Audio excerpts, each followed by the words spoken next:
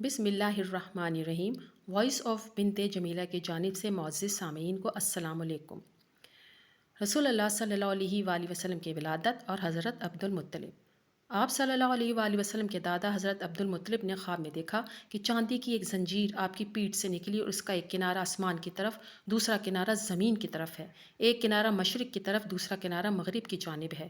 پھر وہ لوٹ کر ایک درخت کی شکل اختیار کر لیتی ہے جس کے ہر پتے پر نور ہے اور مشرق اور مغرب والے اس سے چمٹے ہوئے ہیں۔ حضرت عبد المطلب نے یہ خواب بیان کیا تو ان کے اس خواب کی تعبیر یوں بیان کی گئی کہ آپ کی پشت سے ایک بچہ یعنی آپ کا پوتا پیدا ہوگا۔ آئیے اپنی ویڈیو کا باقاعدہ آغاز کرتے ہیں۔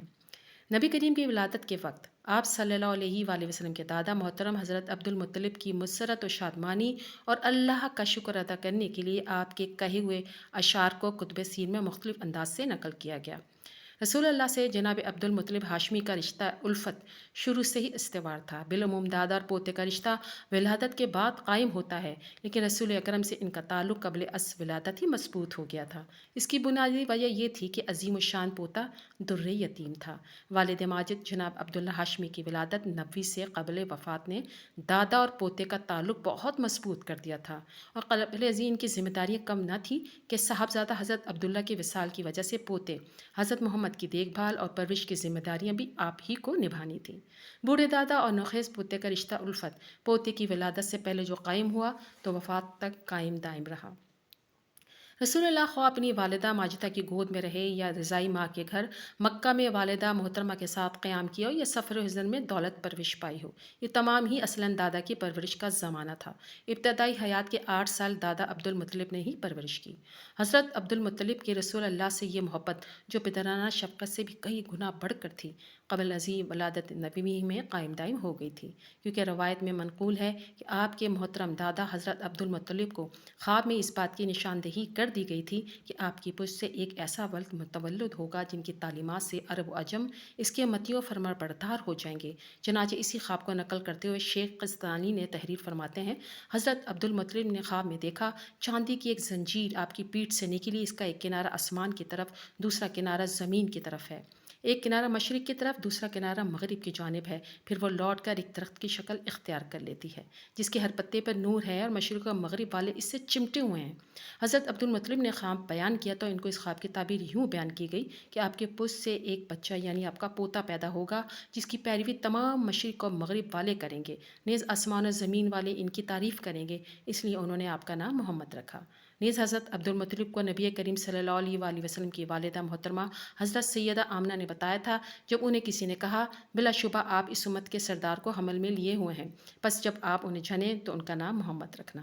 ابو نعیم تحریر فرماتے ہیں، حضرت عبد المطلب سے مروی ہے کہ آپ فرماتے ہیں، میں حرم کعبہ میں محو خواب تھا، میں نے ایک دہشت ناک خواب دیکھا اور نہایت خوف میں مبتلا ہو گیا۔ میں قریش کی ایک کاہنہ عورت کے پاس گیا، میں نے کمبل اوڑھ رکھا تھا اور میری زلفیں کندھوں تک لٹک رہی تھی، پرگندہ حال تھی۔ کاہنہ نے میرے چہرے سے افسردگی محسوس کر لی، میں ان دنوں اپنی قوم کا سردار تھا۔ کہنے لگی، ہمارے سردار کا کیا حال ہے؟ چہرے کا رنگ کیوں بدلا ہوا ہے؟ کوئی حادثہ تو نہیں ہو گیا؟ میں نے کہا ہاں، ان دنوں لوگوں کی عادت یہ ہوتی تھی کہ ہر آنے والا شخص سوال کرنے سے قبل اس کا کاہنہ کا دایاں ہاتھ چومتا اور پھر اس کے سر پر ہاتھ رکھ کر اپنا مدعا بیان کرتا، مگر میں نے اپنا مقام و مرتبہ کا لحاظ کرتے ہوئے ایسا نہیں کیا اور سیدھا بیٹھ گیا۔ میں نے کہا آج رات میں نے حرم کعبہ میں سوتے ہوئے خواب دیکھا کہ زمین سے ایک درخت نمودار ہوا جس کا سر آسمان تک جا پہنچا اور ٹہنیاں مشرق و مغرب تک پھیل گئیں۔ وہ درخت سورج سے 70 گنا زیادہ روشن منور تھا۔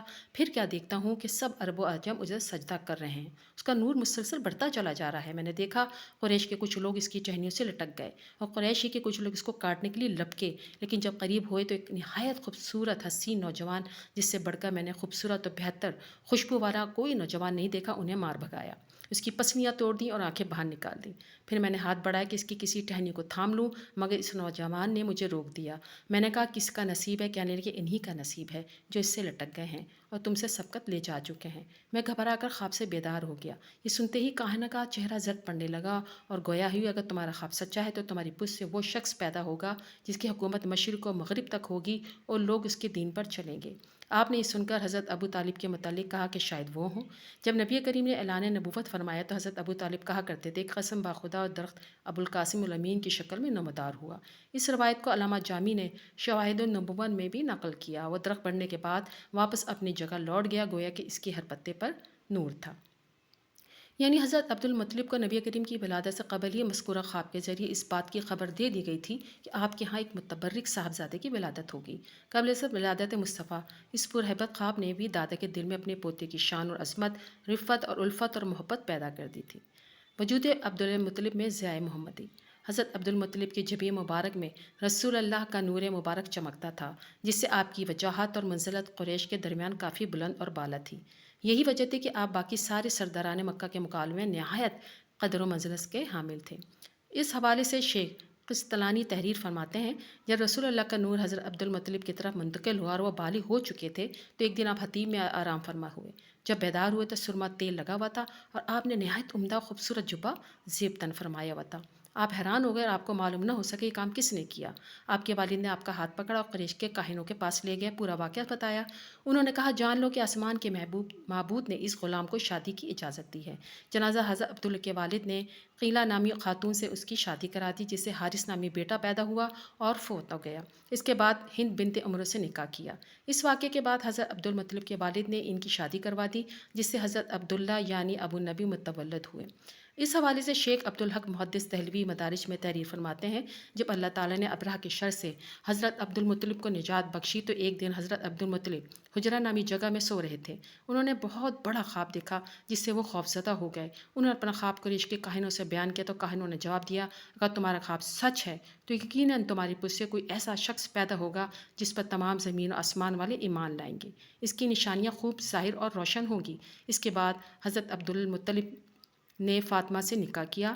وہ حضرت عبداللہ ذبی یعنی حضور کے والد ماجد سے حاملہ ہوئی۔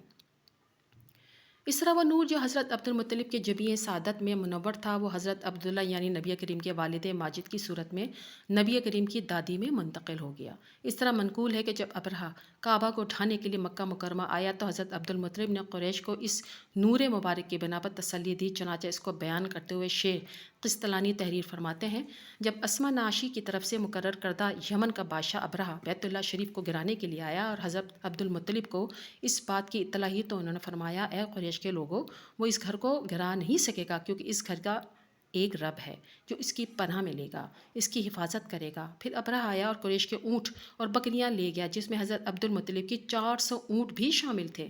حضرت عبد المطلب سوار ہو کر قریش کے ہمراہ سبیر نامی پہاڑ پر تشریف لے گئے۔ نبی اکرم کی نور مبارک نے ان کی پیشانی پر چاند کی طرح ایک دائرہ بنایا، جس کی شعاعیں بیت اللہ شریف پر پڑنے لگی، جیسے چراغ کی شعاعیں ہوتی ہیں۔ جب حضرت عبد المطلب نے یہ منظر دیکھا تو فرمایا، اے قریش کی جماعت، واپس لوٹ چلو، اس معاملے میں تمہاری مدد کر دی گئی ہے۔ اللہ کی قسم، جب بھی یہ نور دائرے کی شکل اختیار کرتا ہے تو ہمیں کامیابی حاصل ہوتی ہے۔ چنانچہ وہ الگ الگ واپس ہو گئے۔ اس نور مبارک کی بدولت اس طرح کی کامیابیاں قریش کو وقتاً و وقتاً نصیب ہوتی رہیں، کیونکہ یہ نور فی الحقیقت اس ذات عالی کا تھا جو کائنات کے لیے رحمت للعالمین تھے۔ جس وقت نور نبی حضرت عبد المطلب کے جبین میں موجود تھا، اس دوران آپ کے وجود مسعود سے کستوری کی مہک آیا کرتی تھی، اور اس وقت اہلیان مکہ قحط کے دنوں میں آپ کے توسل سے ہی باران رحمت طلب کیا کرتے تھے۔ اس حوالے سے شیخ قسطلانی تحریر فرماتے ہیں، حضرت عبد المطلب سے اسفر ایک قسم کی کستور کی خوشبو آیا کرتی تھی۔ ان کی پیشانی میں نور مصطفیٰ چمکتا تھا۔ جب قریش کو قحط پہنچتا تو حضرت عبد المطلب کا ہاتھ پکڑ کر سبیر نامی پہاڑی کی طرف لے جاتے اور اس کے توسل سے اللہ تعالیٰ کا قرب حاصل کرتے، نیز بارش کے لیے دعا کیا کرتے تو نور محمدی کی برکت سے اللہ تعالیٰ ان کو بہت زیادہ بارش عطا فرماتا۔ حضرت عبد المطلب کی زندگی میں پہلا واقعہ نہیں تھا کہ آپ اور آپ کی قوم کو رسول اکرم کی طفیل رحمتوں سے نوازا گیا، بلکہ کتب میں اس طرح کے کئی واقعات موجود ہیں کہ رسول اللہ کے لڑکپن کی حالات میں ایسے واقعات رونما ہوئے۔ چنانچہ ابن سعد روایت کرتے ہیں، رقیقہ بنت ابو صفیہ جو حضرت عبد المطلب کے ساتھ پلی بڑھی تھیں، وہ کہتی ہیں، قریش پر ایک ایسا خشک سالیاں گزری جو مال و مناظ سب اپنے ساتھ لے گئی اور جان پر آ بنی۔ میں نے انہی دنوں میں ایک شخص کو خواب میں کہتے سنا ہے، قریش کی جماعت، یہ پیغمبر جو مبعوث ہونے والا ہے تم ہی لوگوں میں سے ہوگا، اس کے ظہور کا یہی زمانہ ہے، اسی کے طفیل تمہیں فراقیوں کو شاید نصیب ہوگی۔ دیکھو ایسا شخص تلاش کرو جو تم میں سب میں معزز خاندان کا ہو، بلند و بالا ہو، معظم ہو، بھاری برکم ہو، گورا چٹا ہو، اس کی ہمیں جھڑی ہو، بلکہ دراز ہو، گھنگرالے بال ہوں، رخسار بھرے ہوں، پتلی ناک ہو۔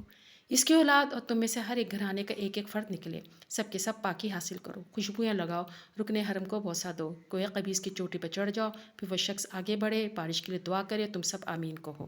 ایسا کرو گے تو سیراب کر دیے جاؤ گے۔ حقیقت نے اس خواب کا واقعہ صبح لوگوں میں بیان کر دیا۔ سب نے دیکھا وہ صفت اور حلیہ جو خواب میں بیان کیے گئے عبد المطلب کا ہے۔ سب لوگ انہی کے پاس جمع ہو گئے، ہر گھرانے سے ایک ایک شخص نکلا اور جو حکم ملا تھا اس پر عمل کیا۔ پھر جبری ابو قبیس پر چڑھ گئے، ساتھ میں رسول اللہ بھی ساتھ تھے جو اس وقت لڑکپن میں تھے۔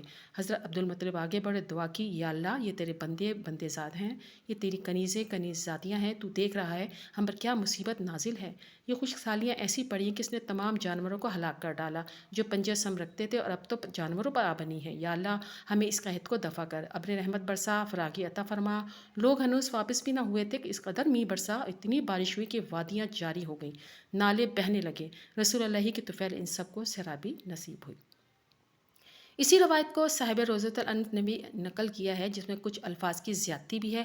آخر میں حضرت عبد المطلب کی دعا کو یوں نقل کیا گیا: حضرت عبد المطلب کھڑے ہوئے، پھر اپنے پوتے سیدنا محمد صلی اللہ علیہ وآلہ وسلم کو تھاما، اپنے کندھوں پہ بٹھا لیا۔ وہ اس دن بالغ لڑکے تھے یا قریب البلوغ تھے۔ پھر عرض کیا: اے اللہ، مفلسوں کو ختم کرنے اور غموں کو دور کرنے والے، تواس کو خود جاننے والے، نہ کہ تجھے بتایا جائے، تو ہی فریاد رس ہے، نہ کہ تنگی والا۔ یہ تیرے بندے بندیاں تیرے حرم کی پردوں کو تھامے ہوئے ہیں، جو تجھ سے اپنی قحط سالی کی شکایت کرتے ہیں، تو اے اللہ فریاد کو سن لے، ہم پر ایسی بارش برسا جو نفع بخش موصلہ دار ہو۔ بیت اللہ کی قسم، وہ بھی دعا ختم نہ ہوئی پائی تھی کہ یہاں تک کہ آسمان اپنی پانی سمیت پھٹ پڑا، وادی رات بھر موصلہ دھار پانی سے بہتی رہی۔ اس طرح ایک اور موقع پر بھی نبی کریم کی ہی بدولت جب آپ لڑکپن کی عمر میں تھے، قریش مکہ کو قحط سے نجات دی گئی۔ چنانچہ اس واقعے کو نقل کرتے ہوئے صاحب سبل الہدیٰ تحریر فرماتے ہیں: اور تحقیق حضرت عبد المطلب نے نبی کریم کے روئے اقدس کی طفیل بارش کو طلب کیا۔ پس تحقیق ابن اساکر نے روایت نقل کی کہ راوی کہتے ہیں: میں مکہ آیا جبکہ اہل مکہ خشک سالی میں تھے، تو اہل قریش نے کہا: اے ابو طالب، وادی بنجر ہو گئی، خاندان قحط زدہ ہو گیا، لہٰذا چلیے کچھ مدد کریں۔ حضرت ابو طالب نکلے، آپ کے ساتھ ایک لڑکا تھا جو گویا ابر آلود دن کا سورج تھا، جس سے غبار آلود بادل ظاہر ہو رہے تھے۔ اس کے ارد گرد لڑکے تھے۔ حضرت ابو طالب نے اس بچے کو اٹھایا، اس کی پیٹھ کعبہ سے لگائی، آپ کی انگلی کو وہ بچہ مضبوطی سے پکڑا ہوا تھا، جبکہ آسمان کوئی بادل کا ٹکڑا تک نہ تھا، یعنی مطلب بالکل صاف تھا، بارش کے کوئی آثار نہیں تھے۔ اچانک یہاں وہاں سے بادل امڑ آئے، پھر بارش ہوئی، موسلا دھار بارش ہونے لگی، یہاں تک کہ وادی پانی سے بہنے لگی اور شہر و دیہات سبھی سرسبز و شاداب ہو گئے۔ حضرت ابو طالب نے اس موقع پر فی البدیہہ چند اشعار بھی کہے تھے، جن کا سب سے مشہور مصرع یہ ہے: وہ سفید چہرے والے جن کا چہرہ انور کی طفیل بارش طلب کی جاتی ہے، وہ یتیموں کی پناہ گاہ، بیواؤں کی عزت کے محافظ ہیں۔ یہ نور پر کی سعادتیں تھیں کہ قریش مکہ کو اس نور مبارک کی برکتوں کی وجہ سے کئی بار قحط سالی سے نجات دی گئی، غموں و دکھوں کا مداوع ہوا، سکھ، راحت اور آسودگی ہر سو پھیل گئی۔ حضرت عبد المطلب کی مسرت: رسول اللہ کی ولادت کے بعد جب آپ کی ولادت کی خبر آپ کے جد امجد حضرت عبد المطلب کو دی گئی، تو جناب حضرت عبد المطلب کی خوشی کی انتہا نہ رہی کہ مرحوم صاحبزادے کی جمع سالہ بیوہ کے آنگن میں ایک بے نظیر پھول کھلا، جس کے دم قدم سے ہر سو خوشبو اور خوشیوں کی بہار آ گئی۔ اسی خوشی کو بیان کرتے ہوئے ابن سعد نقل فرماتے ہیں: جب سیدہ آمنہ بنت وہب رسول اللہ کی ولادت سعادت سے مشرف ہوئیں، تو حضرت عبد المطلب کے پاس ان کی خوشخبری بھجوائی۔ خوشخبری دینے والا حضرت عبد المطلب کے پاس آیا جبکہ آپ مقام ہجر میں تشریف فرما تھے، آپ کے ساتھ آپ کے بیٹے، قوم کے افراد بھی تھے۔ تو خوشخبری دینے والے نے آپ کو خبر دی کہ سیدہ آمنہ نے ایک لڑکا جنا ہے۔ اس خوشخبری نے حضرت عبد المطلب کو انتہائی مسرور کیا، تو آپ اور آپ کے پاس موجود افراد اٹھے، حضرت عبد المطلب سیدہ آمنہ کے پاس گئے، تو انہوں نے آپ کو ان تمام واقعات کی خبر دی جو انہوں نے دیکھے تھے، نیز آپ کے بارے میں انہیں جو حکم دیا تھا اس سے بھی آگاہ فرمایا۔ راوی نے کہا کہ حضرت عبد المطلب نے بچے کو گود میں لیا اور کعبہ میں شکر ادا کرنے کے لیے لے گئے۔ جب حضرت عبد المطلب نبی کریم کو گود میں لے کر کعبہ میں گئے، تو آپ نے اللہ تبارک و تعالیٰ کا شکر ادا کیا۔ چنانچہ اس حوالے سے امام ابن اسحاق تحریر فرماتے ہیں: حضرت عبد المطلب نے آپ کو گود میں لیا اور آپ کو خانہ کعبہ کے اندر لے گئے اور اللہ تعالیٰ سے دعائیں مانگنے لگے، اس عطائے خداوندی پر اس کا شکر ادا کرنے لگے۔ اس موقع پر حضرت عبد المطلب نے اللہ تعالیٰ کے حمد و ثنا بیان کی اور درج ذیل اشعار میں اپنی خوشی کا اظہار فرماتے ہوئے نبی کریم کو اللہ تعالیٰ کی پناہ میں دیا۔ چنانچہ اس کو نقل کرتے ہوئے ابن جوزی تحریر فرماتے ہیں: سب تعریفیں اللہ کے لیے ہیں جس نے مجھے یہ پاکیزہ لباس، منزلہ ذات والا پوتا عطا فرمایا جو پنگھوڑے میں ہوتے ہوئے سب بچوں پر فوقیت لے گئے۔ میں ان کو اللہ تعالیٰ کے مبارک ارکان اور طراف اکناف والے گھر کی پناہ میں دیتا ہوں، حتیٰ کہ میری خواہش ہے کہ میں ان کو اس حال میں دیکھوں کہ مکمل مضبوط اور توانا جوان ہوں۔ میں ان کو کینہ ور دشمن کے شر سے اللہ تعالیٰ کی پناہ میں دیتا ہوں، اور اس حاسد کے شر سے بھی جس کی آنکھیں مرض حسد کی وجہ سے بے چین و بے قرار ہیں۔ ابن سعد نے بھی ان اشعار کو نقل کیا، چنانچہ وہ جناب حضرت عبد المطلب کے کعبے سے نکلنے اور آپ کو واپس حضرت سیدہ آمنہ کو دیتے ہوئے حضرت عبد المطلب کے ان اشعار کو نقل کرتے ہوئے تحریر فرماتے ہیں۔ پھر حضرت عبد المطلب نبی کریم کو ان کی والدہ محترمہ کے پاس لے گئے اور آپ کے ان کے سپرد کر دیا۔ پھر کہا انہوں نے اس نومولود میں بزرگی کے آثار واضح دیکھے اور اس میں سرداری کی علامات کی نشاندہی کی کہ بلا شبہ سیدنا محمد صلی اللہ علیہ وآلہ وسلم اس وقت تک وصال نہیں فرمائیں گے جب تک عرب و عجم پر حکمرانی نہ کر لیں۔ اور حضرت عبد المطلب نے اشعار بھی کہے، تمام تعریفیں اللہ کے لیے جس نے مجھے پاکیزہ ممتاز پوتا عطا فرمایا۔ میں اس کو احسان کرنے والے یکتا کی پناہ میں دیتا ہوں ہر قسم کی عیب اور بدبختی سے، یہاں تک کہ میں اسے مکمل مضبوط اور توانائی کی حالت میں دیکھوں۔ نبی مکرم کے محترم دادا جناب حضرت عبد المطلب نے ان مذکورہ بالا اشعار کے علاوہ بھی چند ایسے اشعار کہے جن میں آپ نے اپنے محبوب پوتے سیدنا محمد رسول اللہ کے حسن و جمال کو غلمان جنت کے حسن و جمال سے ممتاز و مشرف بتایا، اور آپ کی عالی ذات و مبارک صفات کی برکت سے مستقبل میں ساری دنیا کے مستفید ہونے کا تذکرہ بھی فرمایا۔ ان اشعار سے واضح ہو جاتا ہے کہ حضرت عبد المطلب نے نبی کریم کی ولادت کے موقع پر ایسے اشعار پڑھے جس میں اللہ تعالیٰ کی حمد و ثنا کے ساتھ نبی کریم کے مداح سرائی اور آپ کے لیے اللہ تعالیٰ کی حضور پناہ کی درخواست بھی کی گئی۔ محترم دادا اور مکرم پوتے کی محبت۔ حضرت عبد المطلب کی حضور اکرم سے محبت تمام آل و اولاد اقربا میں نمایاں مقام کی حامل تھی، کیونکہ محترم دادا جانتے تھے کہ اس پوتے کی عصمت کی دنیا قائل ہوگی، اور اس بنا پر لوگوں پر آپ کی محبت اور الفت کی تلقین کیا کرتے تھے۔ یہ محبت کئی مواقع پہ بدرجہ اتم دوسروں پر آشکار بھی ہوا کرتی تھی، چنانچہ اس حوالے سے نقل کرتے ہوئے ابن ہشام اپنی سیرت میں تحریر فرماتے ہیں، رسول اکرم مکہ میں اپنے دادا عبد المطلب بن ہاشم کے ساتھ رہائش پذیر تھے۔ عبد المطلب کے لیے خانہ کعبہ کے سائے میں فرش مسند بچھایا جاتا تھا، جب تک وہ خود وہاں کا بیٹھ نہیں جاتے تھے ان کے بیٹوں میں سے کوئی اس فرش پر بیٹھنے کی ہمت نہیں کر سکتا تھا۔ ان کے بیٹھ جانے کے بعد بھی ان کے بیٹے والد کے احترام کی وجہ سے فرش پر نہیں بلکہ ان کے دائیں بائیں بیٹھتے تھے۔ آپ جب وہاں آتے تو اپنے دادا کے پاس فرش پر ہی بیٹھ جاتے۔ آپ کے چچا آپ کو وہاں سے ہٹانے کے لیے پکڑتے تو حضرت عبد المطلب انہیں کہتے کہ اسے چھوڑ دو، خدا کی قسم اس کی بہت زیادہ شان ہے۔ حضرت عبد المطلب آپ کو اپنے ساتھ اپنے فرش پہ بٹھا لیتے، آپ کی پشت مبارک پر ہاتھ پھیرتے رہتے، جب بھی آپ کو کوئی کام کرتا دیکھتے تو خوش ہوتے۔ ابن اسحاق نے بھی اس روایت کو مختلف الفاظ کے تحت نقل کیا۔ ایک روایت میں اس واقعے کا ذکر یوں منقول ہے کہ نبی کریم صلی اللہ علیہ وآلہ وسلم لڑکپن کے عمر میں اپنے محترم دادا کی مسند پر تشریف فرما تھے۔ حضرت عبد المطلب ضعیف العمر ہو گئے تھے۔ ایک دفعہ آپ کو گھر سے باہر تشریف لائے تو آپ کی ایک کنیز جو آپ کا سہارا دے کر چلاتی تھی، اس نے کہا اپنے دادا کی مسند سے اتریں، تو حضرت عبد المطلب نے فرمایا میرے بیٹے کو بیٹھے رہنے دو کیونکہ اس میں خیر و برکت جھلکتی ہے۔ یہ حضرت عبد المطلب کی محبت اور شفقت ہی کہ نبی کریم صلی اللہ علیہ وآلہ وسلم بھی کبھی اپنے آپ کو حضرت عبد المطلب کا بیٹا فرمایا کرتے تھے۔ چنانچہ مروی ہے کہ جنگ حنین کے دن جب کفار کا زور بڑھا تھا، رسول اللہ نے اپنی سواری پر سوار ہوتے ہوئے یہ کہتے ہوئے آگے بڑھے، میں اللہ کا نبی برحق ہوں اور میں کوئی جھوٹا نہیں، میں عبد المطلب کا بیٹا ہوں۔ محترم دادا کی نبی کریم سے الفت اور محبت قابل دیدنی تھی، خصوصاً ان افراد کے لیے جو خاندان عبد المطلب میں سے تھے۔ اسی محبت الفت کے ساتھ حضرت عبد المطلب نے نبی کریم کی حیات طیبہ پر انتہائی گہرے نقوش چھوڑے، جس کی جھلک نبوی زندگی کے گوشوں میں آشکار نظر آتی ہے۔ جناب حضرت عبد المطلب کی یہ محبت الفت تمام عمر بے مثل و بے نظیر رہی، اور دم وصال بھی یہی الفت سبب بنی کہ جاتے جاتے اپنے محبوب پوتے کی کفالت کی وصیت فرما گئے۔ چنانچہ 8 سال کی رفاقت کے بعد آپ کی کفالت کی ذمہ داری اپنے دونوں بیٹوں یعنی نبی کریم کے سگے چچاؤں کو سپرد کرتے ہوئے اس دنیا سے وصال فرما گئے۔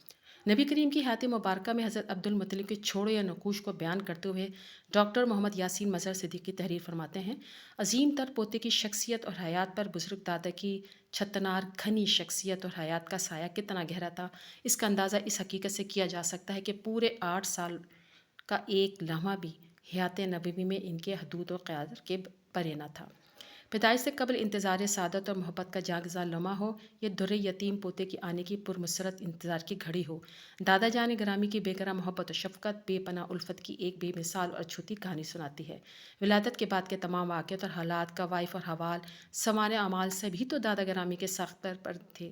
ماں کے انتقال کے بعد پوتے کو شفیق دادا نے پوری طرح اپنی شفقت اور نوازش کے تلے بسایا۔ ایسا نہیں کہ دوسرے اقربا بالخصوص چچاؤں اور پھپھیوں سے ان کو دور رکھا، کیونکہ آپ ان سب کے چہیتے تھے، تاہم وہ اپنے دادا کے فرزند، محبوب اور جگر کے ٹکڑے تھے۔ ایسے لخت جگر، ایسے پارہ دل کے دادا کے نام سے عرب روایت کے مطابق موسوم اور منسوب ہونے، اور نہ صرف حیات عبدالمطلب میں بلکہ بعد کے حیات طیبہ میں بھی آپ ہی کہلاتے تھے۔ دوسرے اسباب وجوہ کے علاوہ سب سے بڑا رشتہ دادا پوتے کی خالص ارتباط کا تھا، اور اسی خاص روابط اور تعلق ارتباط باہمی نے دادا کو مجبور کر دیا کہ وہ اپنے پوتے کی کفالت کی وصیت اپنے وفات کے وقت کر دیں۔ تحقیق سے ثابت ہوتا ہے کہ آپ کی آئندہ کفالت اور پرورش کی ذمہ داری دونوں سگے چچاؤں حضرت زبیر ہاشمی اور جناب حضرت ابو طالب کے مشترکہ کندھوں پر ڈالی گئی تھی، کہ یہی فطری اور منطقی بات تھی۔ کفالت زبیر کی حقیقت کفالت حضرت ابو طالب کی خیرہ کن روشنی میں مان پڑ گئی، لیکن دونوں چچاؤں نے بالخصوص اور دونوں امام و امان نے بالعموم اپنی خاندانی ذمہ داری پورے خاطر کے ساتھ نبھائی۔ رسول اللہ اپنے سگے چاچاؤں کی خدمات کے ہمیشہ معترف اور احسان مند رہے، اور اس کا انعام و دعوت سالے کی صورت میں دیا۔ 8 سال کی عمر شریف میں تھے کہ شفیق دادا کا انتقال ہو گیا۔ ہوش و تمیز کا مبارک زمانہ تھا، واقعات بھی یاد رہے۔ عظیم شخصیت کے نقش و نگار تھے، جنازہ اٹھا تو پیچھے روتے جاتے تھے، قبرستان تک گئے، تدفین میں حصہ لیا۔ مقام قبر اس سے زیادہ مبدأ پرورش یاد رہا۔ تا زندگی آپ اپنے شفیق دادا کو یاد کرتے رہے۔ حضرت عبدالمطلب کی حیات اور کارناموں کی ساری معونیت، تمام تر عظمت اسی بنا پہ ہے کہ وہ حضرت محمد کے دادا تھے۔ اسی رشتہ خاص نے ان کو ایک عظیم عظمت کا حالہ عطا کر دیا، ان کے سینے پر بزرگی کا تمغہ سجا دیا۔ کہنے کو وہ اس حیات مستار میں صرف 8 برسوں تک رسول اللہ کی حیات مبارک میں دخیل رہے، مگر حقیقت یہ ہے کہ ان کا سایہ عظمت تاج زندگی حاوی اور محیط رہا۔ ان تمام باتوں سے معلوم ہوتا ہے کہ حضرت عبدالمطلب شروع ہی سے دادا میں آخر نبی کریم کی انتہائی نگہداشت فرمایا کرتے تھے۔ اپنی حیات جوادینی کی طرف منتقل ہونے کے وقت بھی آپ نے اس بات کا انتظام بتاظ خود کیا کہ نبی کریم کی کفالت ان کے سگے حضرت ابو طالب اور حضرت زبیر کریں۔ بظاہر دیکھا جائے تو آپ کے دادا نے اعلیٰ اور باکمال طریقے سے نبی کریم کی کفالت کا حق ادا فرمایا اور کبھی آپ کو پریشان نہ ہونے دیا۔ اس طرح آپ کے دونوں محترم چاچوں نے کفالت کو بحسن خوبی انجام دیا۔ حضرت زبیر کی وصال کے بعد حضرت ابو طالب نے اعلان نبوت کے بعد تک پدرانہ شفقتوں میں کوئی کسر نہ اٹھا رکھی۔ ان سب کے اثرات نبی کریم کی حیات مبارک میں واضح پائے جاتے ہیں۔ یہی وجہ ہے کہ دوران جنگ آپ یہ آواز میں بلند و بالا آواز میں ارشاد فرمایا کرتے تھے، میں بلا شبہ نبی ہوں اور میں فرزند عبدالمطلب ہوں۔ تمام دوستوں سے گزارش ہے کہ ایک مرتبہ درود ابراہیمی ضرور پڑھ دیجیے۔ جزاک اللہ خیر۔ ویڈیو اچھی لگے تو لائک کیجیے اور ثواب کی نیت سے اپنے دوستوں کو شیئر ضرور کیجیے۔